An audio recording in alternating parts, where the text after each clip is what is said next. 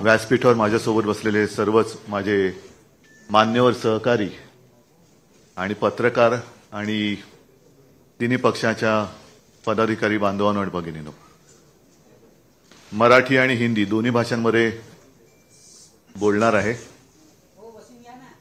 जसं अशोकरावांनी रक्षाबंधनाच्या शुभेच्छा दिलेल्याच आहेत, त्याचप्रमाणे मी सुद्धा सर्वांना, देशातील सर्व माझ्या मातांना आणि भगिनींना रक्षाबंधनाच्या शुभेच्छा देतो।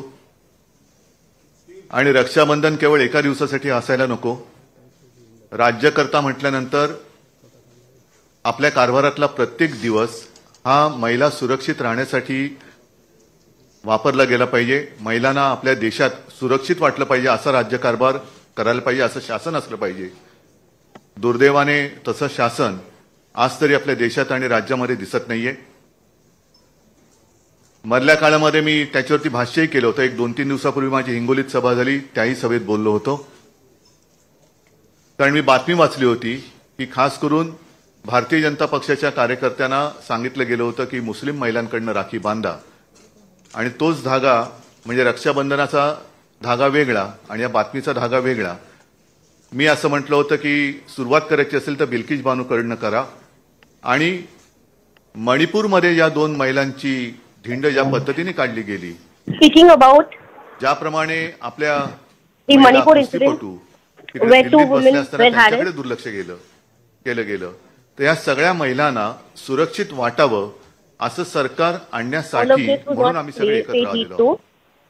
और आप सभी तो जानते हैं कि पूरे देश को अपना परिवार मानने वाले सारे लोग जो देशप्रेमी हैं, मैंने पहली मीटिंग में कहा था कि मैं विपक्ष ये शब्द मानता नहीं हूं।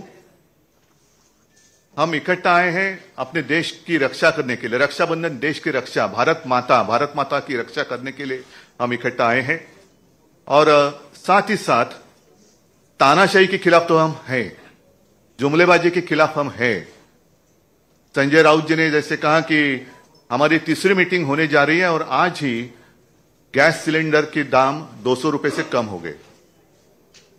शायद मुझे ऐसे लगता है कि जैसे जैसे इंडिया आगे बढ़ेगा, एक दिन ऐसे आएगा कि आज की सरकार गैस सिलेंडर फ्री में दे देगी, सबको फ्री, क्योंकि वो सरकार अभी गॅस पर है, सरकारच गॅसवरती आहे। आणि त्याच्यामुळे सिलेंडरचे भाव जर का कमी केले असतील तर मला काय त्याच्यात आश्चर्य वाटत नाही। 9 साल हो गए, आज तक कभी बहनों की याद आई नहीं थी।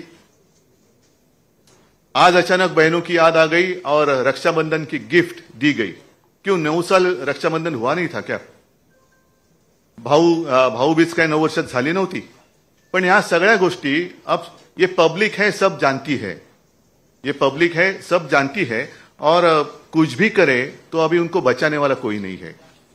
आज जैसे हम आपके सामने इंडिया की मीटिंग करने जा रहे कल और परसों, मुझे अभी नाना जी ने बताया कि वो भी लोग कुछ करने जा रहे, महायुति की बैठक करो, लेकिन उस बैठक में सिर्फ हमारा विरोध नहीं करना। जो काश्तकार आज संकट में है, मैं खुद गया था और अब पूरे आप ही के माध्यम से मैं न्यूज पढ़ता हूं, देखता हूं, पूरे महाराष्ट्र में सूखे जैसी स्थिति है।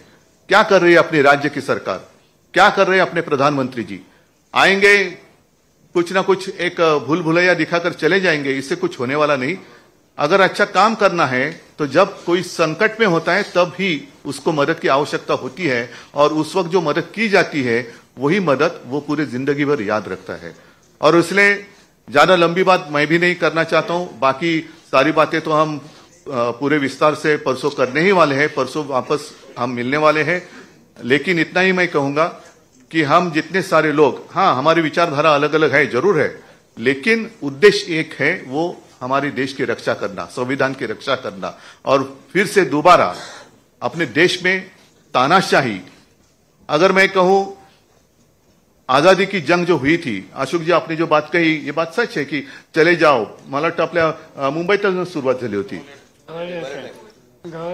गवालिया टैंक, तो चले जाओ क्यों, किसको? ब्रिटिश भी तो विकास कर ही रहे थे ना।